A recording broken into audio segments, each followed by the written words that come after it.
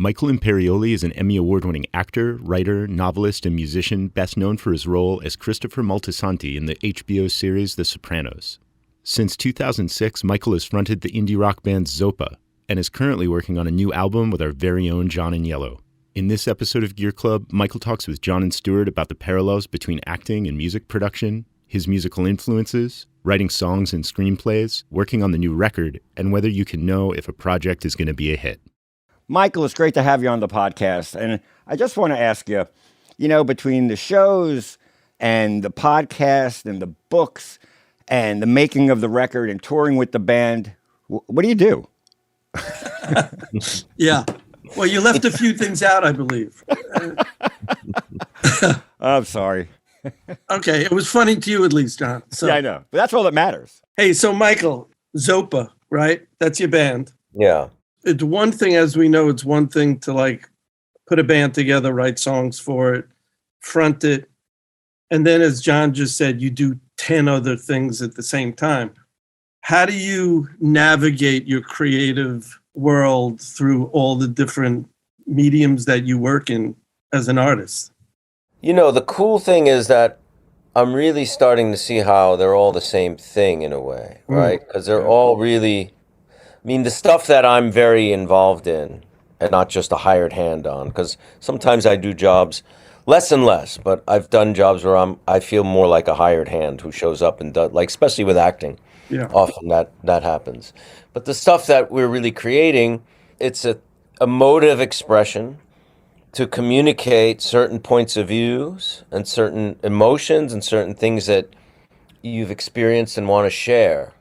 And it's just the medium happens to be different. If it's acting, you're saying lines, but you're kind of infusing emotion and real experience through this story that's not real. If it's music, you're kind of writing that material. You're writing these words and these music and making these sounds that express that emotion. The trick is that you have to have some kind of technical ability in all these things to pull it off. Otherwise, you're just fucking around. And that takes a lot of time. Since I really started my adult life, I've always had a bunch of different creative pursuits, Really started with acting and writing and directing, and then at the same time music. And, they morphed into different things like writing a novel or doing a podcast. And, when we started Zopa, we did a lot of shows in the beginning from 2006 to about 2013, a shitload. Every place they would have us. And not just bars and clubs, but events and parties and shit. And some of them were god-awful. Some of them were great, fantastic. But I really fell on my face a bunch of times. There was a learning curve that, because we were a new band starting out, and that takes time to develop. And it takes time to figure out what you're doing. I knew how to play the guitar, in a very rudimentary way, but I wanted to do other things with it. But I didn't have the technical ability at the time. So some of that learning happened on stage, and sometimes you're going to fucking fall. And I had to do it in front of people and at a time when I had a very high profile because of television. Right. And it was hard, but I kind of didn't mind doing that. I was willing to take those lumps. And I think that's really paid off now for us. But did that complicate things, being that people saw you as, this person? Oh, yeah. Still does. Right. To a much less extent now. Yeah, it complicates things because, see, now people are coming because they've heard the music. Right. Right. When we first started, nobody knew what the fuck we were doing. Our music wasn't out there. And people were coming out of a curiosity because of what I was doing, basically. Or they just happened to see another band that night. And also at that time, 2006, it was hard to get people to shows because, social media really changed a lot of things for Zopa because we could somehow now get our music and people start to see who we were as people, what kind of music we liked, what kind of music we were making, and now have a frame of reference of what we are as a band, where they didn't in the past. And it was, people would come for whatever reasons out of curiosity. And you have to find a way to get around that, and keep going through that. Yeah. So we managed to do that. It took quite a long time, but I feel like now when we do shows, you see a lot of young people and a lot of indie rock fans, which we're an indie rock band, Right. and also choosing the right venues to play are very important. We do much better at indie rock clubs where there's kind of a local scene as well as bands coming in from all over the place. Whereas that combination where people are used to go, people who are indie rock fans are used to going to this club to see cool bands from other towns and seeing cool local bands at the same time. That's kind of where we do best. Yeah. We don't do so well where it's just touring bands coming in and trying to fit into that, that hole. So, and I prefer it. I like playing rock clubs. I don't like playing places where people are sitting at tables and shit. Right. Yeah. It's a little weird. It's a weird experience even for me as the person seeing the bands, like City Winery and stuff like that. Although I like it and I've seen some really good shows there, the sitting at the tables is a little bizarre. Yeah, I mean, it works for certain types of music, more like singer-songwriter kind of things. And City Winery is a beautiful venue, and I've seen some good stuff there too. But yeah, I like being smashed up against a lot of people, like with the music kind of blowing my head off. Yeah. So is Barry Ballroom one of those places you like playing? I like playing Barry Ballroom. It's that's one of the bigger kind of venues for us. I really like Mercury Lounge and Baby's All Right in New York. We're gonna play TVI. Cool. I haven't been to yet, but I hear that's kind of more in that zone. A question I kind of was thinking about is, I mean, obviously you started acting when you were very young. Spidey, you stutter and mutter and prick you was, you were probably a teenager, right? No, actually I wasn't. I was 23 and I had been pursuing acting by then for 6 years. So I started going to acting classes right out of high school when I was done. Wow, you 23 in that. Wow, amazing. Yeah. So I'd already done a few movies and I'd already done some plays and had been studying for 6 years and trying to get work for 6 years. Wow, amazing. Were you also, were you thinking I was going to start a music career? Like, when did your musical mojo hit? My first band I played with when I was 20. So I had a friend who was in my acting class who was a musician, who had played in some bands in Boston. He was at Boston College. And we started a band together. No wave band, really. I had no singer. It was all instrumental stuff. And I didn't know how to play the guitar, so I bought a nylon acoustic because that was the cheapest one in the store because I had no money. And I figured, I didn't know anything about anything. So I'm like, you put a microphone in front of it, I guess. I mean, I knew a few chords, right? So that sounded horrible. So I bought a little round pickup that I glued to it and then plugged into an amplifier and then messed around with, the settings and just started making kind of weird noises in addition to the few chords I knew. That was how I started playing the guitar. And it was drum, bass, and 2 guitar players, no singer, really kind of really kind of no wave. That was our kind of which is kind of like noise rock, right? It's like kind of like noise rock, yeah. Arno Lindsay, yeah, and that's what we were doing. And we played. We never recorded any records, but we played some shows in New York, and that lasted for a bit. And then not long after that, I sang for a band and wrote some songs with them, and then had to leave the country for an acting job, I think. And they were ready to really get busy, and I said, I don't want you guys to have to wait for me, and I felt bad, and I kind of left that. And they went on to be a band called Wild Carnations, which 2 guys who were in Speed the Plow before that. Cool. And yeah, it was Rich Barnes and Chris O'Donovan. And then Brenda Souter, who worked with the Feelies, wound up replacing me. And some of the songs on their first album were the songs that we did. She wrote her own melodies and lyrics. And then Chris, we connected later on. He sent me the demos we made of some of those songs. And I think they still tour and record. Yeah, I think they were recording recently. I saw them in one of the local papers coming through here, I think. Yeah, and they were kind of the Maxwell scene, Hoboken. Yeah. The first rehearsal, our rehearsals were all in Hoboken. What were your musical influences? Like, were you listening to a genre, or, was there one bag that you really dug? When I started playing music, I was really into post-punk, Echo and the Bunnymen. The Smiths were a very big band for me. English. Yeah. Early U2, I really loved. Felt was a big band for me. A lot of the American Minneapolis Replacements and Husker Du. Great. Violent Femmes. Yeah. And I also, I always loved earlier stuff than that, but that was still happening at the time, in the early 80s. So that music was really eye-opening, Right. And did you go to a lot of shows? Yeah, I did go to, I used to go to a lot of shows in New York, CBGB's, and Maxwell's was a place I loved. Right. But you still do go to shows, right? Because I've heard people tell me, oh, Michael Imperioli was at the Dinosaur Jr. show. Yeah. Right? Stuff like that. You're pretty active, right? Yeah, I go to shows a lot, and I like to go to shows in small clubs. One of the cool things about the Zopa took a long hiatus when I had lived in Santa Barbara for a bunch of years, and after a while we weren't able to really maintain it because we weren't together enough. So when I moved back to New York, and we started playing again, one of the cool things is being part of the scene that's really happening here with young bands, a lot of whom we've played shows with now.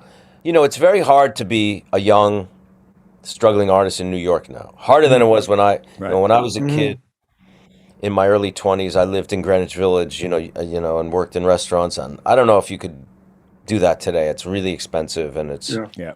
But what I have noticed is the kids that are doing it are very serious and very accomplished in a way that we weren't, maybe because it was a little easier. Now it's harder, so you have to be that much committed and that much have some kind of confidence that this is what I'm doing, and that's, I find, very encouraging. One thing that I'm fascinated by, you're fronting a power trio, you're playing guitar, but what determines, and I often feel like, I don't paint, but if I was a painter, you have your paints and your palette and you pick your colors, and that is such a strong color. It's really a defining decision because, bands could have two guitars, but they could have a keyboard, they could have a horn section, bands could be anything. But I think you've deliberately decided you're doing a power trio. Yeah.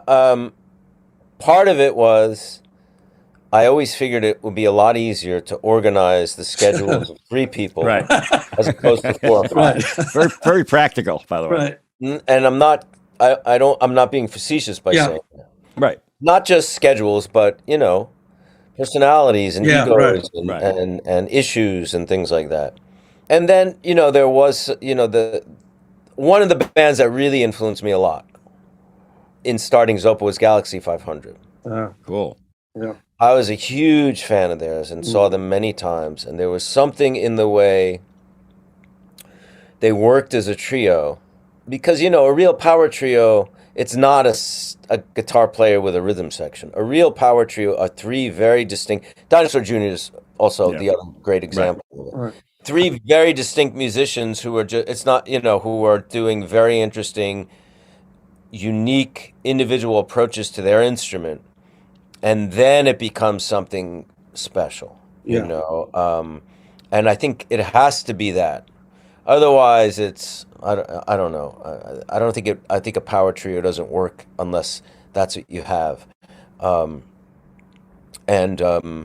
that was always the goal, Right. Yeah. And from my experience working together, I have to say the songs we have done or are doing, they're very, even in the studio and the arrangements, they're very power trio-ish. You know what I mean? There's not like a ton of layers of guitars and extra stuff. So I could see how it could translate live, because when you listen to the single we did last year, Red Sky, it's very in your face. Yeah. And, I'm sure that's how it comes off live. So that makes sense to me. Yeah, and part of the stuff, and you know this, John, because we're doing stuff together. We don't want to do records that are that are too far from what we can do live, because Exactly. people, there's a limitation to what you can do live. Right. And of course, a record's going to be different. I don't mind having different elements and stuff, but you don't want to listen to a whole record, then you go see a show and it's like, what? This sounds, what was that? You still want to be able to have the vibe of the record. And, I think the way we approach our instruments as individual, musicians is with that in mind. The live show, being able to have a big sound with only 3 people on stage, kind of an expansive sound. So there's an experience, that's what we want to do. Speaking of the studio and you guys working together, do you like the studio, or is the studio a process to get to the stage, or is it fun for you? I like it a lot. In a lot of ways, it reminds me of making movies or television because it's long hours. There's a lot of downtime, right? Punctuated by little moments of a lot of intensity. Right. Very similar. And then when we're mixing or doing, edits and stuff like that, it's kind of like the editing process. Yeah, right. Taking the best takes, figuring out how, where to put this backing vocal, drop it out here. That's very much like the editing process. I'm very comfortable with it. I'm kind of used to the vibe. It's a very different one, but it's fun. I mean, especially if you're working with people like John Agnello. Yes.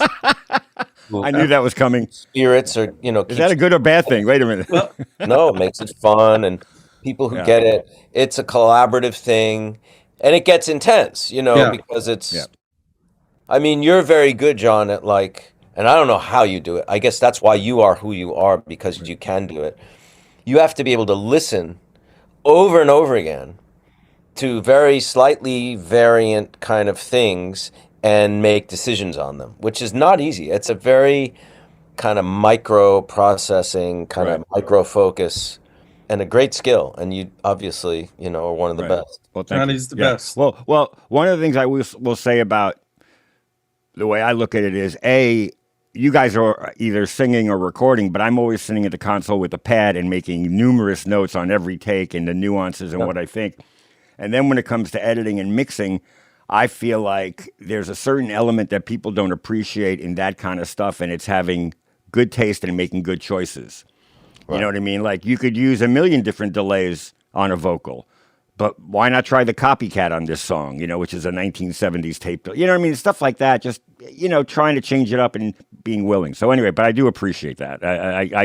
I do pay attention. I'm not, sitting on my phone a lot while things are going on in the studio. You're paying attention, and you're also...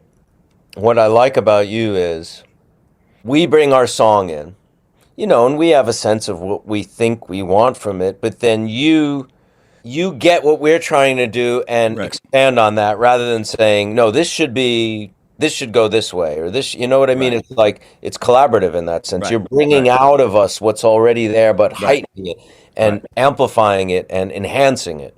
Every experience is different. Some people definitely need help with the arrangements and the ideas, and some people don't. Some people, you just have to nurture it, and so that's good. No, and I appreciate that. When we did that one song, I really learned a lot about all 3 of you, which I think is crucial. So that's why when we went in this time, it was way easier and way smoother and just way much more fun, So sometimes you do, when you go in for a session, you'll be doing arrangements as well? Well, I do the pre-production sometimes if, an artist, there's this one guy, Parker Millsap, where he had this kind of mellow, almost like ballady, but really, I don't know, it just wasn't right. And I sent him in a direction where he ended up like the Velvet Underground. And it became one of those really intense songs called Damn It. And, but I sent him there because I felt like the original version didn't really hit me. And, sometimes I'll record, ask for a modulation in the last chorus, stuff like that. It doesn't matter. But it's different every record. With the Horse Girl girls, they're all 17. I didn't want to get too involved with that stuff because I wanted it to be a snapshot of them at 17. You know what I mean? I wasn't going to fuck with that because, I think that's crucial and it's always going to be their first record. So it's a thought process for every project. Like, what really should I do? What's the responsible thing to do on this record? And Johnny's great at all those things. And it's very much like Michael. I came from the opposite world. In music, I've spent my whole life in music, but over the last 20 years, I do a lot of TV and film and all that stuff. And I'm on set all the time. And it's so interesting how you're comparing the two, because I gravitate, even though it's not my place, I always try to sit as close to the director as I can, because I learned about producing music from watching the director. And it's such an interesting, it's really the same thing. You're dealing with the script, which is the song. You're dealing with the performers, who are the band, and then you have to get the best out of it. And you have to deal with everyone's emotions at the time, how they're feeling, whether to let someone improvise or to keep them on the script. There are so many things that I learned from watching wonderful directors that I bring back to the studio. And largely, it's how to work with people and how to evaluate the talent and what they're capable of and how to get them in their zone.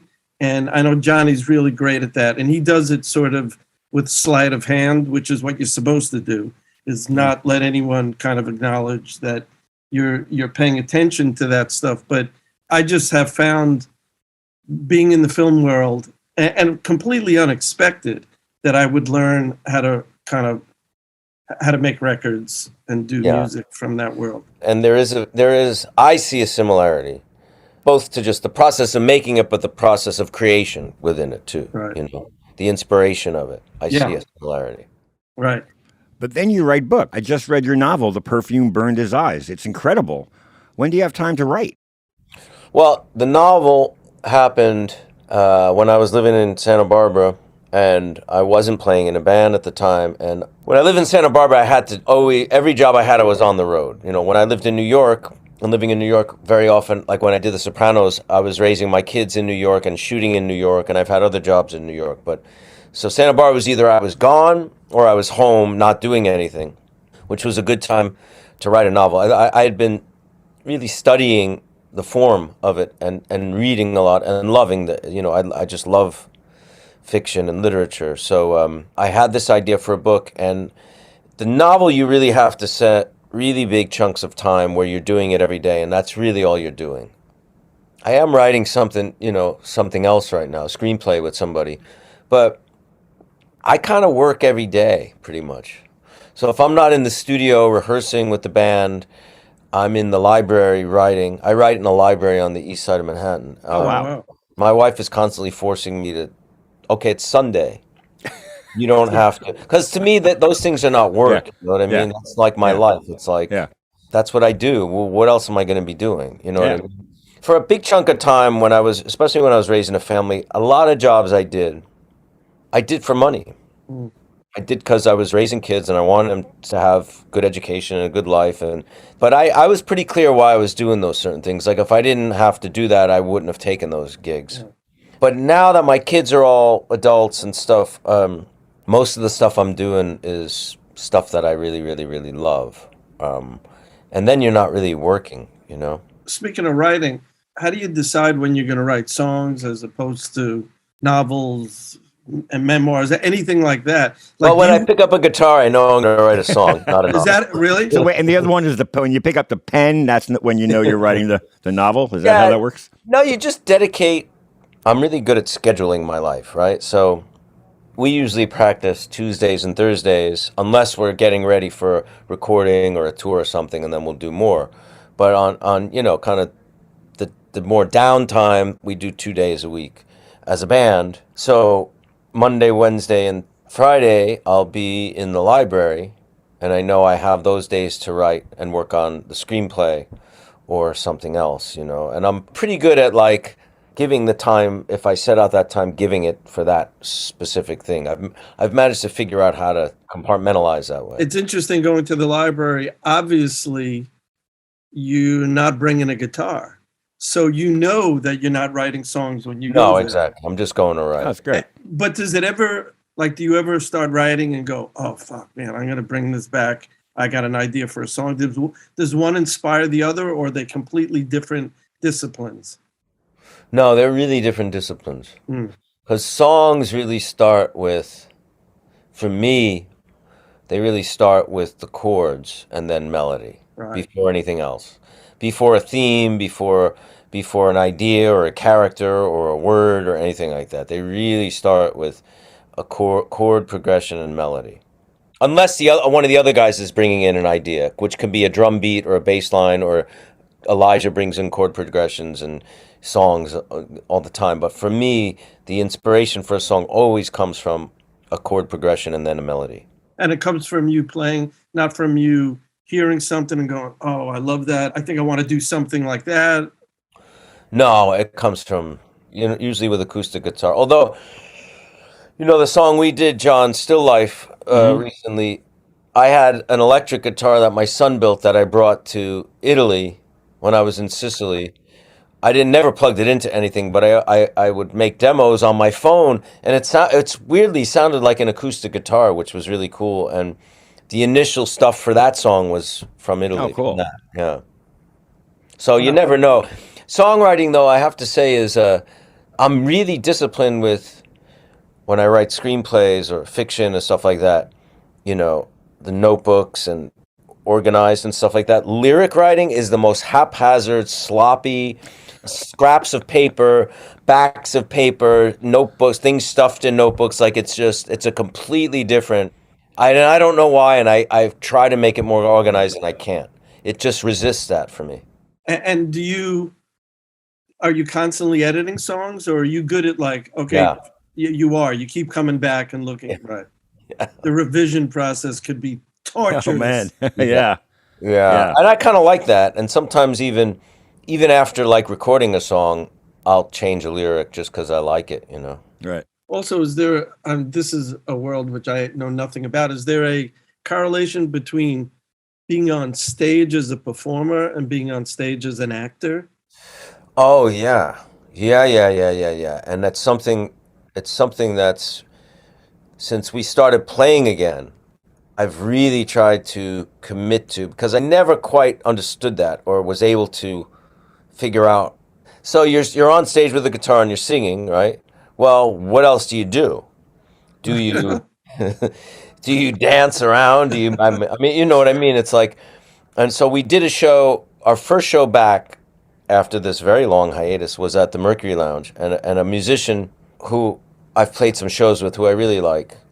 He's in a band called New York Junk. His name is Joe. I can never pronounce his last name. Stabnik.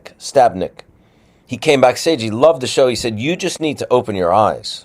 Oh, wow. Yeah. Which was a really good note. Were you conscious of that? That you... I was not opening my eyes because I gotta, I have to look at my hands a lot when I play. Right. I'm not great at, especially for a solo, of course, but I'm not one of those guitar players who can just, once you get something, I can go back and forth. But so that's part of it.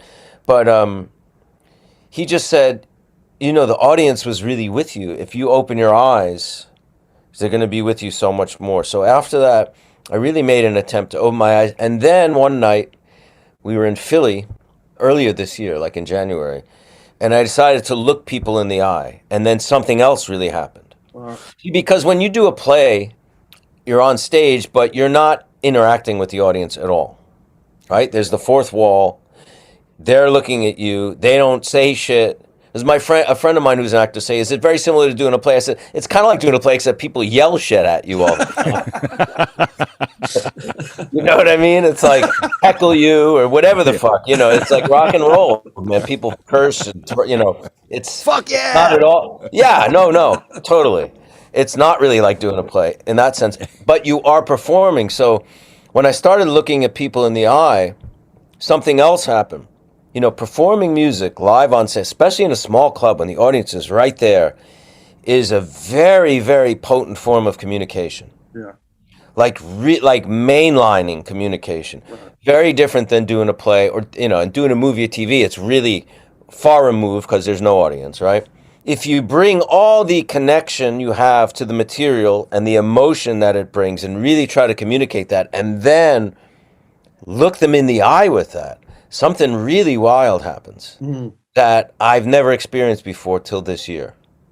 Wow. Yeah, I think the first time Jay Mascis at a live show opened his eyes, he realized that 99% of his fans were men. Yes, with trucker hats. Yeah.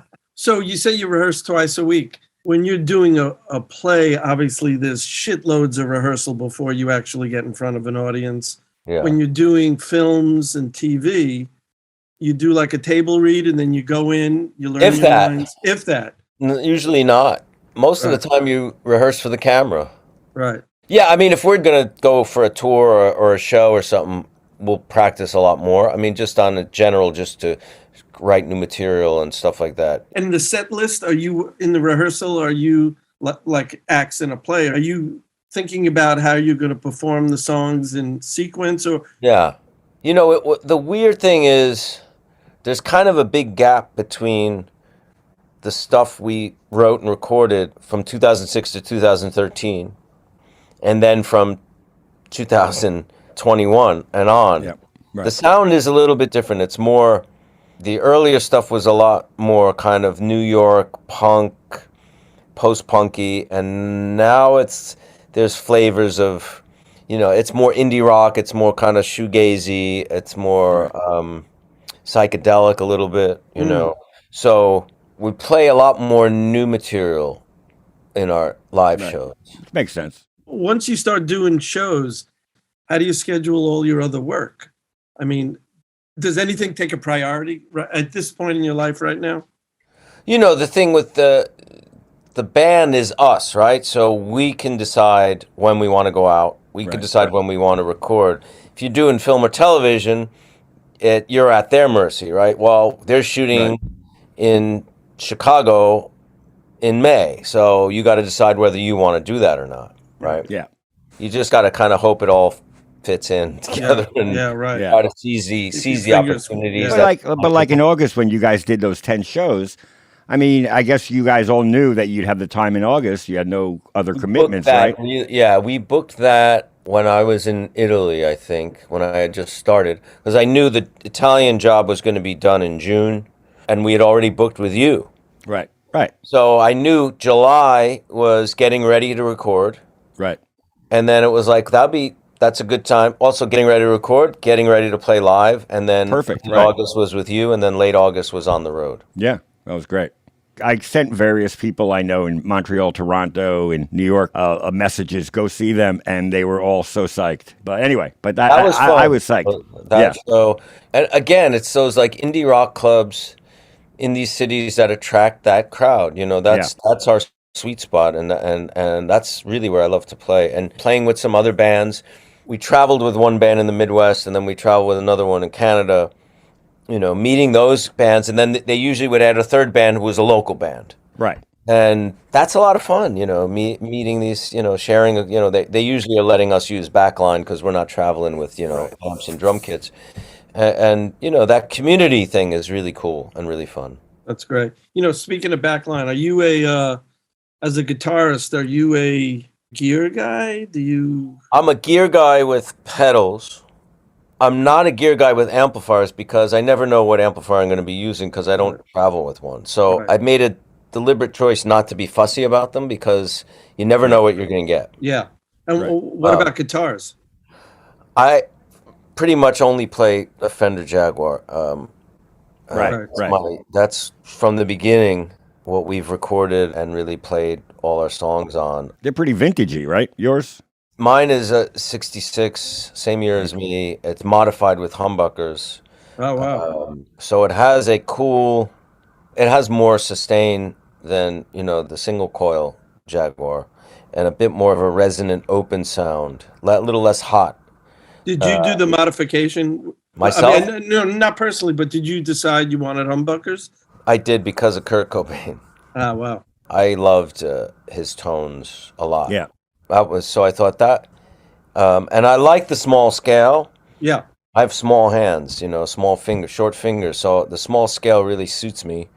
And, you know, I just kind of got hooked on it. And then pedals, I just got 2 new pedals from Death by Audio, which is Oliver Ackerman. He's a genius, and Elijah plays bass in Zopa. We went out to his shop last week. They were in the airport of Toronto. They had come from somewhere else in Canada. Oh, cool. And we connected, and he's like, you got to come by the shop. So we went by, and he just makes really great stuff that a lot of musicians use. and I just got 2 new ones from him. You know, I like the MXR distortion, Yeah. the yellow one. That's something that's always been kind of a central Right. element of the sound. Is that the Distortion Plus? Yeah, Distortion Yeah. Plus. Yeah. And then Big Muff, Mhm. which I use often for solos and sometimes for pads, big sounds. I like the Carbon Copy delay, Yeah. Yeah. which is also MXR, Yeah, that's Right. old. That's the vintagey and stuff. and the Phase 100 Yeah. MXR. Right. I like. I got the Fuzz War though from Death by Audio, which I'm really liking. Actually, it's a little bit different than It's similar to Big Muff, but it has a little more clarity. You know, it doesn't break up as much. I like that a lot. But I'm going to Google this one because I really like it. It's called the Reverberator, the Immersed Reverberator by Neuneighbor. Oh, wow. That's a really cool pedal that has different kind of reverb tones. And then there's one channel that has this strange kind of chimey synth thing that runs parallel to whatever you're playing. That's really cool for some stuff. With Zopa and, you know, the stuff you're doing with John, are you just going in and recording songs, or are you looking at it as tracks for an album? Oh, this is an album. It's an album. Yeah, this is going to be our second album, and that's Fabulous. maybe 7. Only our first album had 10 songs. I think this will only maybe have 7 if we add Red Sky, which is the single we made last year, because a lot of them are long. Yeah, there's some jams. Not to be jammed like, but there are some, 7 minutes. Yeah. Still Life is like 6 minutes, but it goes by really quick. It's like fantastic. So in terms of the album, would you say that you write the songs as a concept for an album, or do you just go in and write songs? You just write songs? No, it's not a concept for an album. It's just what, actually there's one song that we've been playing for years that we just recorded with John. That'll be on the album that we never recorded. That's the Arrows of Our Outrageous Fortune, I wound up last year when we got together again, I wrote a new verse section for it. But besides that, we never recorded it. All the other songs are new. One's a cover, is a Lou Reed cover. They're 2 Lou Reed songs put together. Obviously, Lou was somewhat of an influence. Yeah, a huge influence in a lot of ways. I mean, he's one of the characters in the novel, and he was a friend and somebody who made a really big impact artistically on me and the band. I mean, it's not really that original for an indie rock band to do Velvet Underground. Although we're doing, I look at them as Lou Reed songs rather than Velvet Underground songs. Like it's Ocean and Heroin. He did different versions of Ocean with totally different sections of lyrics, and we're doing the Lou Reed solo stuff. But yeah, he was a really, really, really big influence from when I was, teenager. And so you hung with him? Yeah, I got to know him. It's really funny. The first time I met him, I lived in the Village in most of my 20s. So did he. And sometimes you'd see him walking around. I mean, living in New York in the 80s, like I'd see Allen Ginsberg walking around, Corso. And these people were like my heroes, But you'd see Lou Reed, and I never would approach him or anything. I never had a reason to, and I knew he could be a rather prickly personality. But I got cast in a movie called I Shot Andy Warhol around 93, 94. And I was playing a friend of Lou's, Undine, who was part of the Warhol scene, who was in Chelsea Girls. And I see Lou at the Knicks game. I was at a Knicks game, I see Lou. So I'm like, this is great. Now I have something to talk about. The problem was he hated the fact that they were making this movie about this crazy person who almost killed his best friend, Andy Warhol. Right. But I'm like, all right, well, whatever. So I go up to him, I say, hi, my name is Michael, I'm an actor. I just got cast in this movie. I know you're not too happy about it. It's called I Shot Andy Warhol. He goes, I think it's despicable that they're making a movie about that psychotic bitch. I'm like, yeah, I know what you mean. But I'm actually playing a friend of yours, Undine. He went, good luck. And he turned, walked away, and I'm just like, oh my God, how fucking stupid.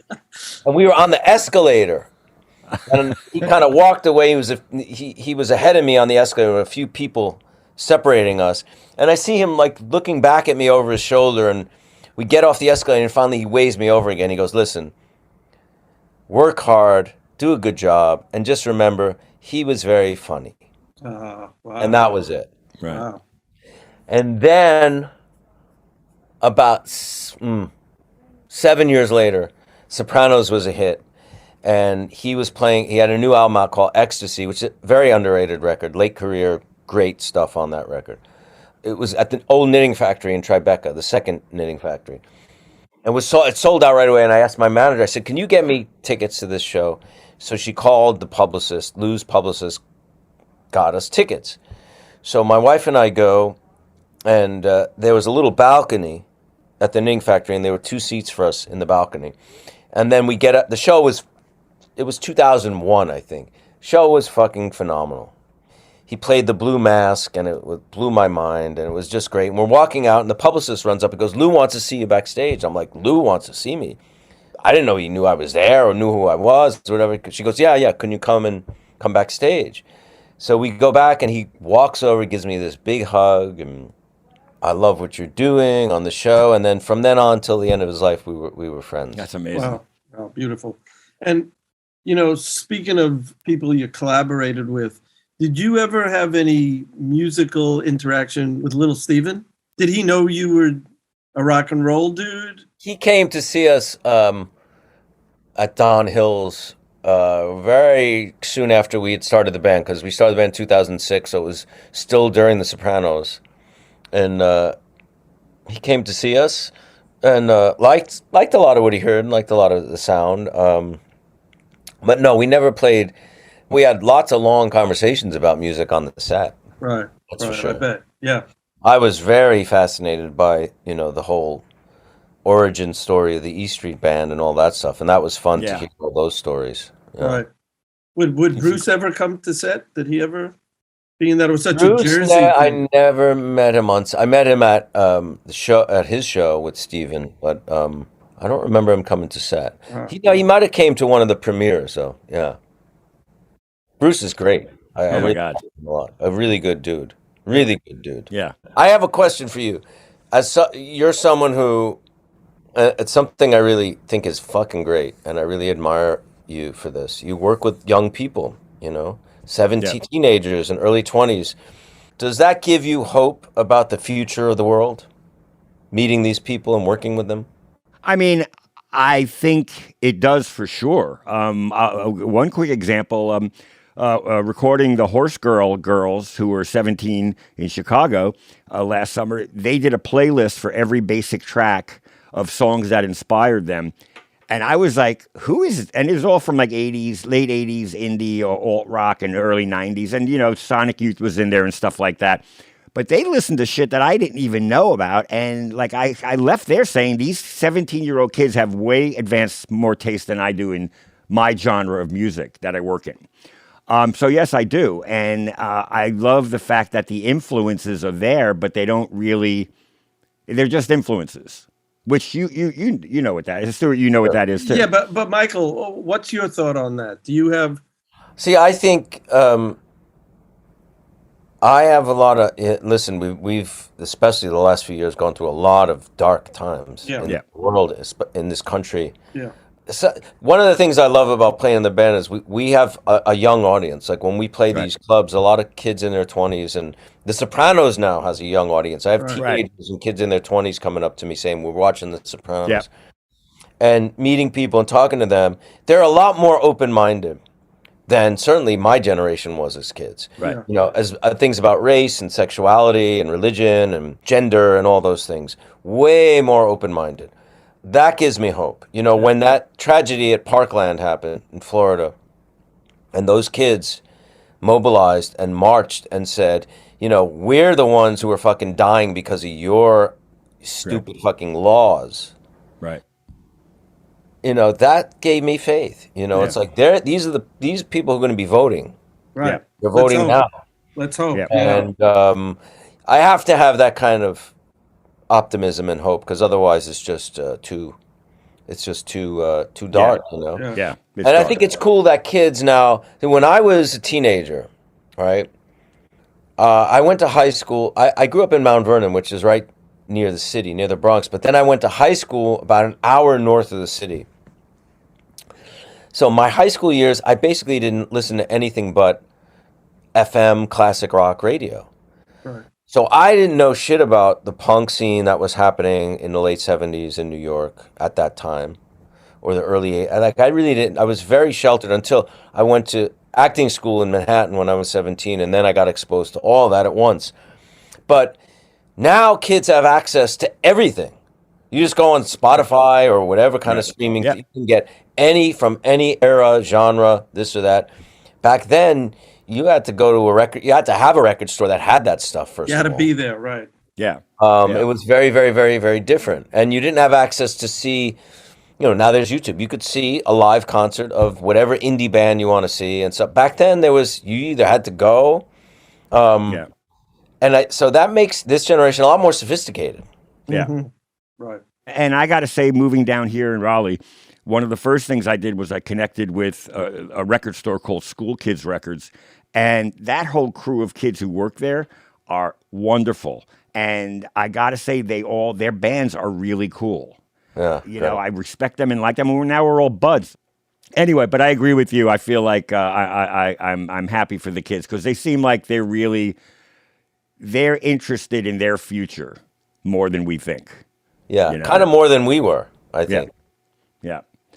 Let's see, what haven't we talked about? Well, a lot, but it's the music that we're here for. The acting thing, I'm sure, Michael, you've done 1,000, 100,000 times in terms of, and we're kind of like a music show, and we were interested in, in having you here as a musician. It's fun to talk about music because I don't do it in this format that much. Right. Like you said, but I do like talking about it because it's something I love a lot, and great to talk to you, John, because we work together. Yeah, and are working together in the process of. It's been fun watching it develop, and I know we've been doing like just a couple of different spurts right now, but I mean, I'm excited about getting all the recording done and then the mixing process because I think by doing Red Sky, we figured out a really efficient way of working together.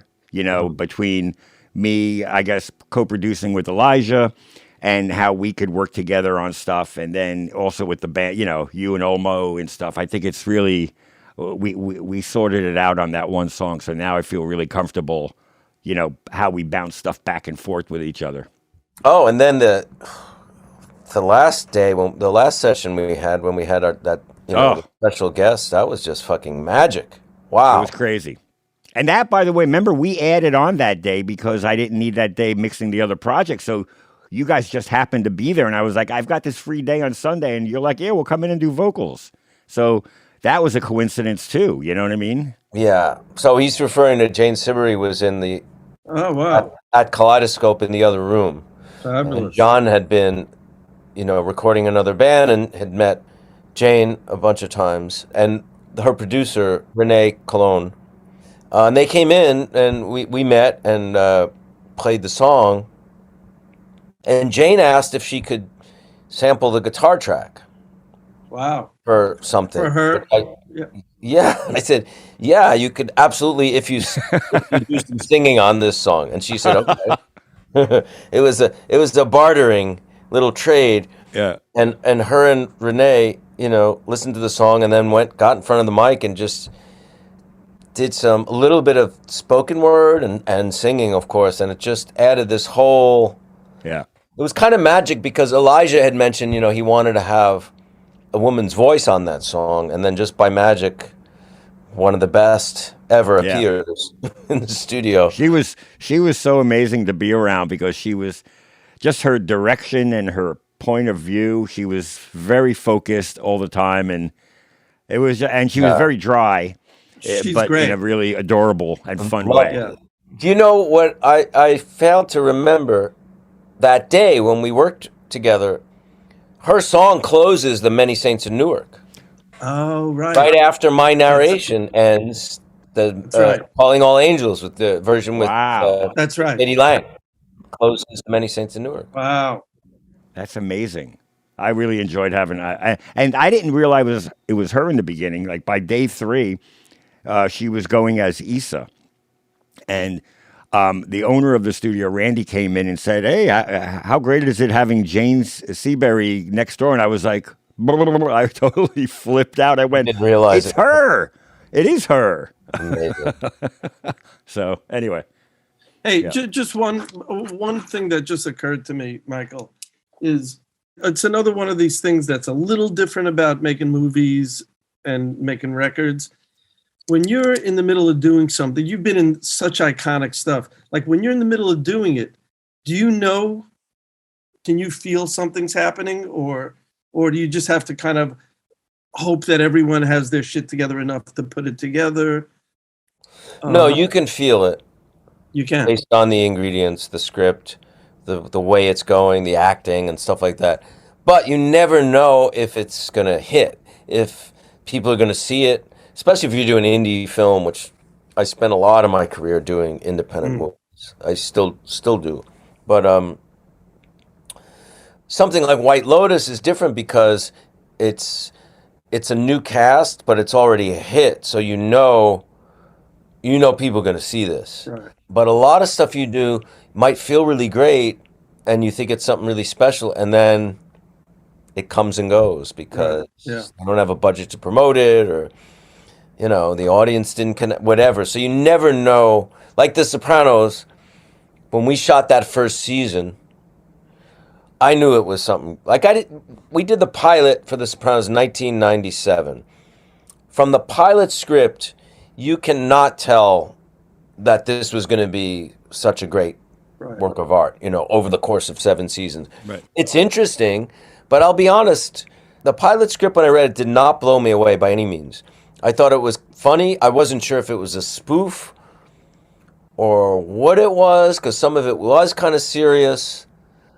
But I really liked the cast that was coming together, a lot of whom I knew from other stuff before. Well, I was friends with some from acting school, But then when we came back and did season 1 a year later, because we did the pilot, then it got approved by HBO. We came back a year later, did the rest of season 1. Then, every 2 weeks I'd get a new script, and I'm like, whoa. Right. Whoa, the next episode 4, oh my God. It was like, by the end of that season, I'm like, this is one of the greatest things I've ever been a part of. Yeah. But back then, there was hardly ever any series on cable. Yeah. That was a totally new, it was like R-less. Yeah. It was, it wasn't a thing. So we were like, this is really good. Is anybody going to see this on HBO? And is anybody going to want to watch sex, drugs, and violence and profanity on TV? I wasn't sure. I mean, this might have been, I was like, this might be the only season because it might just like die out there on TV and nobody watches it. So you never really know. Yeah. You know if it's good or not. You can feel it, obviously, but you never know if it's going to be Yeah. a hit. It communicated, to me, it was, and my family and my world, it was more than a hit. It was a cultural. Yeah. It was totally. Sunday fucking night. Right. We didn't do anything else. It was, and Same actually, thing. and actually since then, I haven't had a cultural thing. Yeah. And it's before streaming, obviously. So Right. you I had didn't have the whole, you had to show up for it. Yeah. You That's wanted right. to see it that day rather than the reruns on Wednesday or whenever they reran it. Did you direct any of them, Michael? No, I wrote 5, and Right. if you were a writer, often you'd be, as if you were one of the writers of the script, you'd be the producer on set, which kind of was basically you were making sure the director fulfilled the tone of the script, which you kind of, for most of those directors, you didn't really need to be there because they had done a bunch of them and didn't need that. But I liked writing for it a lot. It was really fun. Wow. Amazing. Anything, our listeners, any shows coming up that We're gonna do a benefit December 10th at TVI for Planned Parenthood. Great. With I can't announce it yet, but with a legendary New York band. Oh, that's amazing. Especially for me for everybody, but one of my heroes. And we're playing in Boston at Brighton Music Hall, December 8th. I've heard good things about that place. That place, cool. Yeah. We've only played once in Boston in this bar right near Fenway Park, and it was pretty wild. wow. Oh, I bet. And then obviously you're working. The White Lotus is out very soon, right? White Lotus comes out October 30th. Right. Yeah, Sharon loved the first season. So Yeah, I she's think excited. it's going to be really good. I mean, they won 10 Emmys the other night, the Amazing. most out of any show, and Wow. I think it's going to be equally as good as the first season. Right. I have a show that's out now on Hulu called This Fool, which is a Yeah. comedy that we shot in LA. That's I think is really funny and really smart and really good. So those two things, as far as acting Great. goes, and then we're working on the album with John, and the book, the novel, The Perfume Burned His Eyes that I wrote is coming out in paperback, and my publisher has, in conjunction with that, is putting out a hardcover limited edition book of Zopa lyrics. Oh, great. Yeah, I saw that announcement yesterday. Really fun. Really Stewart, just let me point out to you with that book, Yeah.